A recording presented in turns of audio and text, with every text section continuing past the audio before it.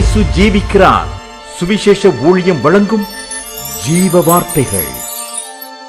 கிறிஸ்துவுக்குள் பிரியமானவர்களே, ஆண்டவராகிய இயேசு கிறிஸ்து நாமத்தில் உங்களை யாவரையும் அன்போடு வாழ்த்து வரவேற்கிறோம். இயேசு ஜீவிக்கிறார் ஊழியத்தின் சார்பாக ஜீவ வார்த்தைகள் நிகழ்ச்சிக்கு வந்திருக்கவங்களை கர்த்தர் ஆசீர்வதிப்பாராக. ஒவ்வொரு வாரமும் இதே நேரத்தில் இந்த வார்த்தைகளை கேளுங்கள், அநேகரை கேட்க செய்யுங்கள். ஊழியத்தில் பயன்படுத்த விரும்பினாலும் எங்களுடைய வெளியீடுகள், எங்களுடைய புஸ்தகங்கள் தேவையானாலும், பத்திரிகை தேவையானாலும் எங்களோட தொடர்புகள் நான் ஒருமித்து அவர் நாமத்தை வைத்தோமாக.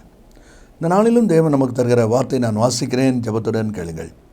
யோபின் புஸ்தகம் 21 அதிகாரம் 24 வசனம்.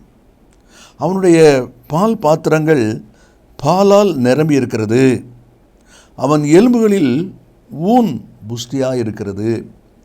அவனுடைய பால் பாத்திரங்கள் பாலால் நிரம்பி இருக்கிறது. இந்த வார்த்தையில் கேட்கிற அன்பு நேச பிள்ளைகளே, இயல்பாகவே நாம் அறிந்திருக்கிற ஒரு காரியம், பால் பாத்திரம் எல்லாருடைய பாத்திரம் நிரம்பி இருக்குன்னு சொல்லலை, அவனுடைய பால் பாத்திரங்கள் பாலால் நிரம்பி இருக்கிறது என்கிற வார்த்தை பார்க்கிறோம். உலகத்தின்படி, வாழ்க்கை நடைமுறையின்படி நாம் அறிந்திருக்கிற உண்மை, ஒரு ஸ்திரீயானவள் குழந்தை பாக்கியத்தை பெற்றுக்கொள்ள கருவுறும்போது, வளரும்போது, பிறக்கிற அனுபவம் வரும்போது அவள் பால் கொடுக்கிற நிலைமைக்கு வருகிறதை நாம் பார்க்கிறோம். அது மட்டும் கர்ப்பத்திலே தொப்புள் வழியாக குழந்தைக்கு ஆகாரம் போகிறது. அதன் பின்பு பிறந்த பிறகு வாய் வழியாக குழந்தைக்கு ஆகாரம் போகிறது. அவளுடைய இரத்தம்தான் பாலாக மாறுகிறது என்பது நமக்கு அறிந்திருக்கிற ஒரு உண்மை. ஆனால் இன்றைக்கு ஆண்டவர் நமக்கு கொடுக்குற ஒரு ஆலோசனை என்ன? குழந்தை பிறந்த உடனே பிறந்த குழந்தையானது போஷிக்கப்படும்படி, அதனுடைய தேவை தீர்க்கப்படும்படி ஆண்டவர் இயல்பாகவே சரீரத்தில் ஆகாரத்தை வைத்திருக்கிறார். தாயின் சரீரத்தில் ஆகாரத்தை வைத்திருக்கிறார். அந்த ஆகாரம் நிரம்பி இருந்தால்தான் பிள்ளைக்கு போதுமானபடி போஷிக்கப்பட முடியும். ஏனென்றால் இன்றைக்கி நடுவரையில் நான் அநேகருடைய காரியங்களை நாம் பார்க்குறோம், கேள்விப்படுகிறோம். பிள்ளைக்கு தாய்ப்பால் குறைவாக இருக்கிறதுனால புட்டிப்பால் கொடுக்குறோம், பசும்பால் கொடுக்குறோம், இப்படி சொல்கிற அநேகர் இருக்கிற நிலைகளை இன்றைக்கி நாம் பார்க்குறோம். ஆனால் தேவனுடைய ஆசீர்வாதம் என்ன? பிறக்கிற குழந்தையானது அதனுடைய தாய்ப்பாலில் வளர வேண்டும் என்பதற்காகத்தான். அதுதான் தேவனுடைய ஒரு திட்டம், அதுதான் தேவனுடைய ஒரு நியமனம். இந்த வார்த்தையில் கேட்கிற அன்பு நேச பிள்ளைகளே, இந்த வேத வசனத்தின் அனுபவத்திலிருந்து நாம் பார்க்கிற சில காரியங்கள் என்ன அனுபவம்? பால் பாத்திரங்கள் பாலால் நிரம்ப வேண்டுமானால் அதற்கு சில அனுபவங்கள் இருக்கிறத வேதம் நம்ம கொடுக்கிறது. ஒரு 4 அனுபவங்களை வேகமாய் நான் வாசித்து ஜெபிக்க போகிறோம். ஆவிக்குரிய வாழ்க்கையிலும் யார் யார் இந்த 4 அனுபவத்தில் இருக்கிறார்களோ அவர்கள் கர்த்தருக்குள் பால் பாத்திரம் நிரம்பின பால் கொடுக்கிற ஒரு அனுபவத்தோடு, பிரயோஜனமுள்ள ஒரு அனுபவத்தோடு, பயன் உள்ளவர்களாக ஆத்துமாக்களை பெற்றெடுக்கும்போது, அந்த ஆத்துமாக்களை போஷிக்கக்கூடிய, அந்த ஆத்துமாக்களை பலப்படுத்தக்கூடிய, ஆரோக்கியப்படுத்தக்கூடிய ஒரு திறமையோடு அவர்கள் இருப்பார்கள் என்பது தான் தேவனுடைய வார்த்தையின் உண்மை. அதே தான் இந்த வசனத்திலிருந்து சில அனுபவங்களை நம்ம பார்க்க போகிறோம். பால் பாத்திரங்கள் பாலால் நிரம்ப வேண்டுமானால் அதனுடைய அனுபவங்கள் என்ன? முதல் அனுபவம், யோவான் சுவிசேஷம் 15 அதிகாரம் 5 வசனத்தை நான் வாசிக்கும் போது அங்கே இப்படி வாசிக்கிறோம்.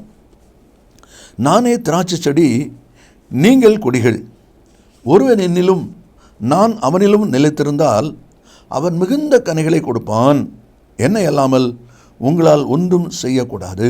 முதல் அனுபவம் என்ன என்று சொல்லி பார்த்தீங்கன்னா, உலக பிரகாரம் நம்ம பார்க்கும்போது திருமணமாகி கணவனும் மனைவியும் இந்த ரகசியம் பெரியது என்று சொல்ல வார்த்தையின்படி அவர்களுக்குள் ஒரு ஏற்படுகிற ஒரு ஐக்கியத்தின் நிமித்தம்தான் கரு உருவாகிறது. அந்த கரு உருவாகி வளர ஆரம்பிக்கும் பொழுதுதான் இந்த பால் பாத்திரங்களிலே பால் உருவாகக்கூடிய தன்மை உருவாகிறது என்பதை நாம் அறிந்த உண்மை. அதுதான் நம்மளை வாசிக்கிறோம். அப்போ முதல் அனுபவம் என்ன? கணவனும் மனைவியுமாக இருக்கிற பிள்ளைகள் ஐக்கியப்படும் பொழுது ஆரம்பம். அதே போல் கிறிஸ்துக்குள்ளாக தேவனுடைய பிள்ளைகளை நாம் ஐக்கியப்படும் பொழுது, தேவனோடு உள்ள ஐக்கியம் வரும் பொழுது தான், தேவனோடு உள்ள தொடர்பு வரும் பொழுது தான் தேவனுக்கு ஏற்றபடி, தேவனுக்கு பிரியமான கனி கொடுக்குற வாழ்க்கையை நம்ம செய்ய முடியும். அதுதான் இல்லை நம்ம வாசிக்கிறோம். நான் திராட்சை செடி, நீங்கள் கொடிகள். ஆண்டவர் திராட்சை செடி, திராட்சையாக அவரில் கொடியாக நம்ம இணையும் போது தான் அதில் பூ உருவாகிறது, பிஞ்சு உண்டாகிறது, காய் உண்டாகிறது, பின்பாக கனி, அதை பிழிந்தால் ரசம். இந்த அனுபவங்கள் எல்லாத்துக்கும் பேசிக் ஆரம்பம் என்ன? ஆண்டவரோடு இணைந்திருப்பது. இதுதான் முதல் அனுபவம். இந்த மாம்சத்தின்படி இந்த இணைப்பு வரும்பொழுது தான் அங்கே கரு உருவாகிறது என்பதை பார்க்கிறோம். அதே போல் கிறிஸ்துவோடு உருவாகிற ஒரு அனுபவத்தை தான் முதலாவது நாம் அதில் வாசிக்கிறோம். 1 கொரிந்தியர் 1:9 நாம் வாசிக்கும் போது, இயேசு கிறிஸ்துவுடனே ஐக்கியமாக இருப்பதற்கு என்னை அழைத்தவர். பார்த்தீங்களா? இயேசு கிறிஸ்துவுடனே ஐக்கியமாக இருப்பதற்கு என்னை அழைத்த தேவன் என்று சொல்லி அந்த வார்த்தையில் இருக்கிறதை நாம் அதில் பார்க்கிறோம். அவரோடு கூட நம்முடைய ஐக்கியம் தேவை. ஆதியாகமம் 4:1 ஆதாம் தன் மனைவியாக ஏவாளை அறிந்தான், அவள் கர்ப்பவதியாகி காயினை பெற்றாள். பார்த்தீங்களா? அப்போது முதல் மனிதன் ஆதாம், அவனுடைய வாழ்க்கையிலே அந்த ஏவாளை அறிந்த அனுபவம் பொழுது காயின் உருவாகிறதையும் பிறக்கிறதையும் பின்னாலே நாம் பார்க்கிறோம்.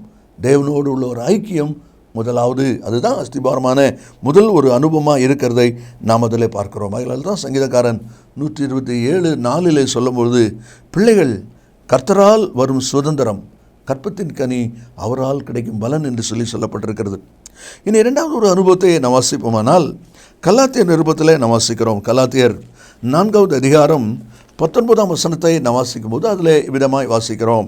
அதில் சொல்லப்பட்டிருக்கிறது, என் சிறு பிள்ளைகளே, கிறிஸ்து உங்களில் உருவாகும் அளவும் உங்களுக்காக மறுபடியும் நான் கற்ப வேதனைப்படுகிறேன் என்று சொல்கிறார். கிறிஸ்து உங்களில் உருவாகும் அளவும் என்று சொல்லி பாருங்கள், கருவாக உருவாகிற அந்த குழந்தையானது பிறப்பதற்கு நியமிக்கப்பட்டிருக்கிற நாட்கள் 10 மாதங்கள். அப்போ இந்த 10 மாதங்கள் பாடுகளின் பாதை. இந்த தாயானவள் இந்த 10 மாதங்கள் பாடுகளின் பாதை, போராட்டத்தின் பாதை, பலவீனத்தின் பாதை, இப்படி அனுபவித்து நம் அனுபவத்தில் பார்க்கிறோம். இந்த காரியங்களெல்லாம் அவள் ஏற்றுக்கொண்டு அதை கடந்து வந்தால்தான் பால் பாத்திரம் பாலால் நிரம்பும். அதை தான் சொல்லப்பட்டிருக்கிறது, 10 மாத பாடுகளின் பாதை. ஆவிக்குரிய பிள்ளைகளை நாமும் கிறிஸ்துக்குள்ளே உருவாகிறது மட்டுமல்ல, நமக்கு நியமித்திருக்கிற நாம் கடந்து வர மட்டுமே தேவன் அனுமதித்திருக்கிற பாடுகளின் பாதையில் நாம் கடந்து வர வேண்டியது அவசியமாக இருக்குது. அதனால தான் எரேமியா சொல்லும் பொழுது, ஐயா நான் நொறுக்கப்பட்டேன், என் காயம் கொடிதாக இருக்கிறது, ஆனாலும் இது நான் சகிக்க வேண்டிய நோயின்னு சொல்கிறார். சகிக்க வேண்டிய நோய் என்றால் நான் இதை பொறுத்து தாங்கி வர வேண்டிய எனக்கு நியமிக்கப்பட்ட பாதை. அதனால தான் புலம்பல் 3:2 அவர் என்னை வெளிச்சத்திலே அல்ல இருளிலே அழைத்து நடத்தி வந்தார் என்று சொல்கிறார். வருகிற பாதை இருளின் பாதையானாலும் நடத்துகிறவர் கர்த்தராயிருந்தால் நீங்கள் ஜெயிப்பது நிச்சயம். அதுதான் சொல்லப்பட்டிருக்கு. இந்த பால் பாத்திரம் பாலால் நிரம்புவதற்கு கருவுற்றிருக்கிற தாயானவள் 10 மாதங்கள் பாடுகளின் பாதையில் அவள் வர வேண்டியிருக்கிறது. அதை தான் பார்க்கிறோம். ஆதியாகமம் 25:22 ரெபெக்காள் கற்பத்தில் பிள்ளைகள் ஒன்றோடொன்று மோதிக்கொண்டிருந்ததான். பார்த்தீங்களா? பிள்ளைகள் ஒன்றோடு மோதிக்கொண்டிருக்க என்ன ரெட்ட பிள்ளை. அப்போ அவங்க கற்பத்தில் இருக்கிற சில பிரச்சனை அதெல்லாம் அவன் தாங்கி தான் ஆகணும். அதுதான் அந்த பாடுகளின் பாதை. அந்த குழந்தை பெற்றெடுக்கிற வரைக்கும் வருகிற அந்த பாடுகளின் பாதை வந்தால்தான் பால் பாத்திரம் பாலால் நிரம்பும். அதை தான் அதில் நம்ம வாசிக்கிறோம். சங்கீதம் 71:6 வாசிக்கும் போது, நான் கற்பத்தில் உட்பவித்தது முதல் உம்மால் ஆதரிக்கப்பட்டேன் என்று சங்கீதக்காரன் சொல்கிறான். நான் கற்பத்தில் உட்பவித்தது முதல் உம்மால் ஆதரிக்கப்பட்டேன். அதே போல் ஏசாயா புஸ்தகம் 49:12 தாயின் கற்பத்தில் உன்னை உருவாக்கினவர். பார்த்தீங்களா?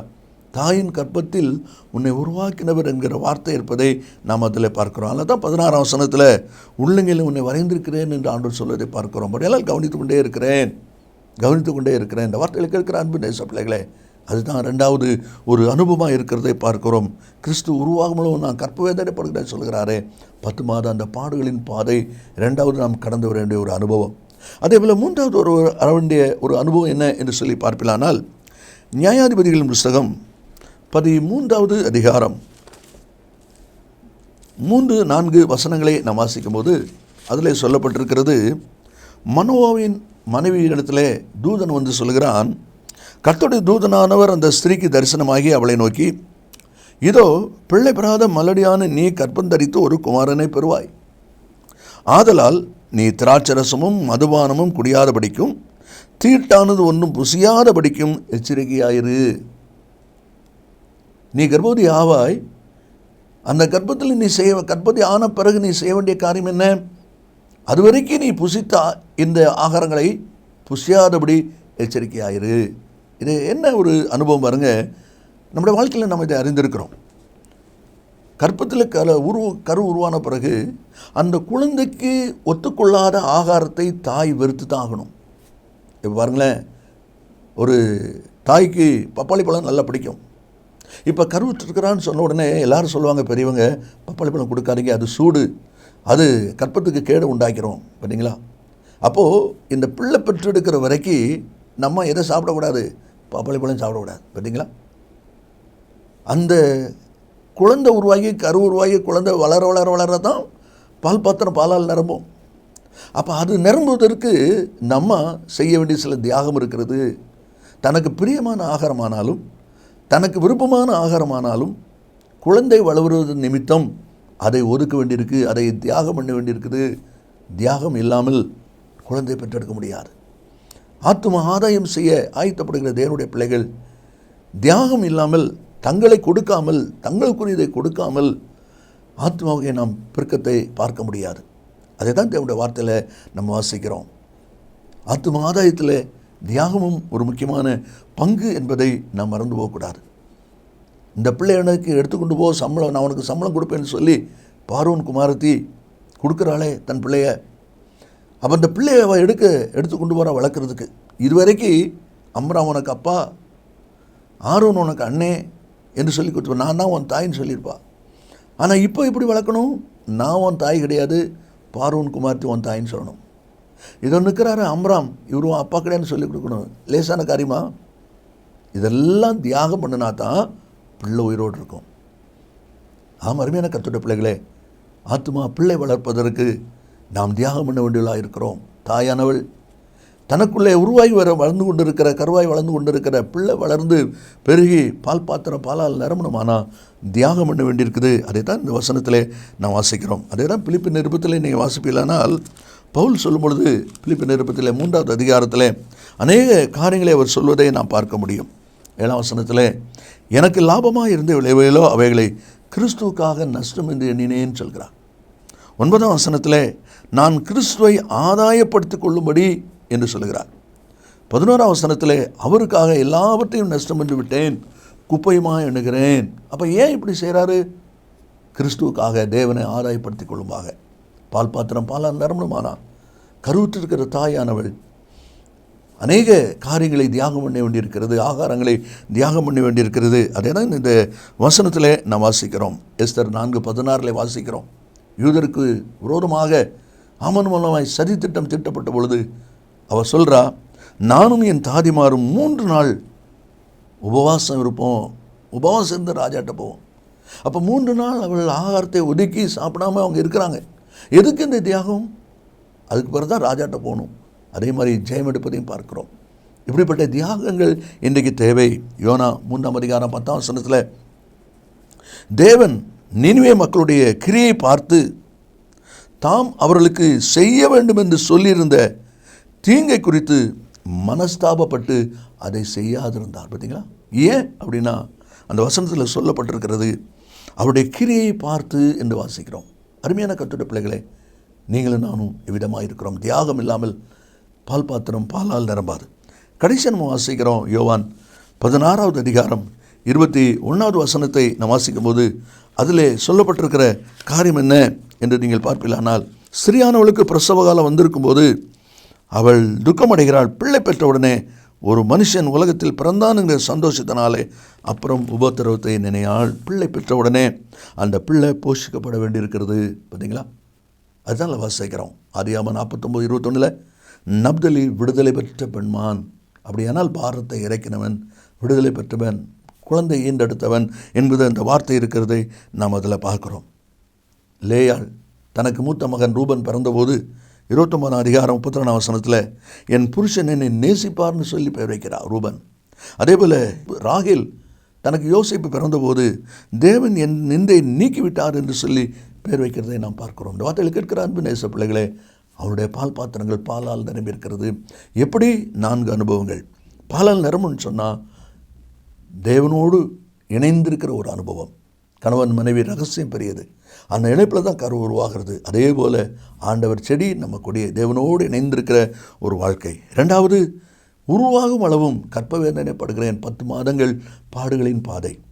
3வது, தூதன் மூலமாக மனைவிக்கு சொல்லப்பட்டது, இந்த ஆகாரத்தை நீ சாப்பிடாதபடி எச்சரிக்கையாயிரு. அப்படியானால் சில காரியங்களை ஒதுக்க வேண்டிய, தியாகம் பண்ண வேண்டியிருக்கு குழந்தை நிமித்தம்.